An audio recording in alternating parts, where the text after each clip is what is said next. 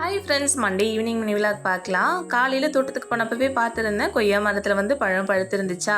சரி, அப்புறமா வேலையெல்லாம் முடிச்சுட்டு அப்புறமா பறிச்சிக்கலாம் அப்படின்னு நினச்சிட்டு இருந்தேன். அப்படியே வேலையிலேயே மறந்துட்டேன். அப்புறம் ஈவினிங்காக தான் எனக்கு ஞாபகம் வந்துச்சு.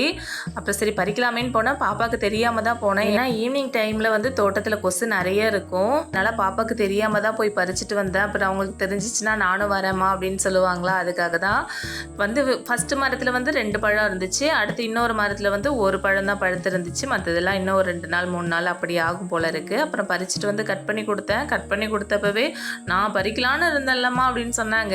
நான் சொல்லிட்டேன், நீங்கள் தூங்கிட்டு இருந்தீங்கடா, அப்போவே பறிச்சிட்டேன் அம்மா, இப்போ பறிக்கல அப்படின்னு சொல்லி சமாளிச்சிட்டேன். அப்புறம் ஈவினிங்கே எனக்கு சடனாக ஸ்வீட் சாப்பிடணும் போல இருந்துச்சா. சரி கேசரி பண்ணலாம் அப்படின்னு நினச்சிட்டு இருந்தேன். ஆடிப்பெருக்குனாலே எல்லார் வீட்லேயுமே அவள் இருக்கும். அது மாதிரி தான் நம்ம வீட்லேயும் அவள் இருந்துச்சு. அவள் வச்சு கேசரி பண்ணலான்னு நினச்சிட்டு இருந்தேன். அப்புறம் எல்லாத்தையும் கேட்டப்போ கேசரி வேண்டாம், அவளில் பாயசம் பண்ணி கொடு அப்படின்னு சொல்லிட்டாங்க.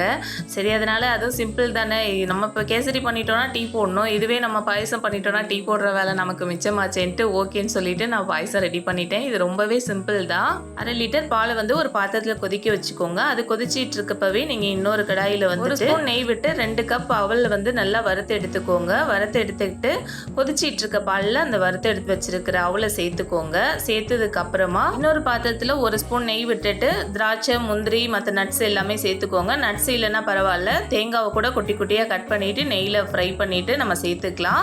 சேர்த்ததுக்கப்புறமா ஏலக்காய் தூள் சேர்த்துட்டு 2 கப் அவல் எடுத்ததுனால 1 கப் நான் சுகர் சேர்த்துக்கிட்டேன். சுகர் சேர்த்துட்டு 5 மினிட்ஸ்க்கு அப்புறம் ஸ்டவ் ஆஃப் பண்ணிவிட்டு சர்வ் பண்ணிக்கலாம். நம்ம நெக்ஸ்ட் வீடியோவில் பார்க்கலாம். பாய்.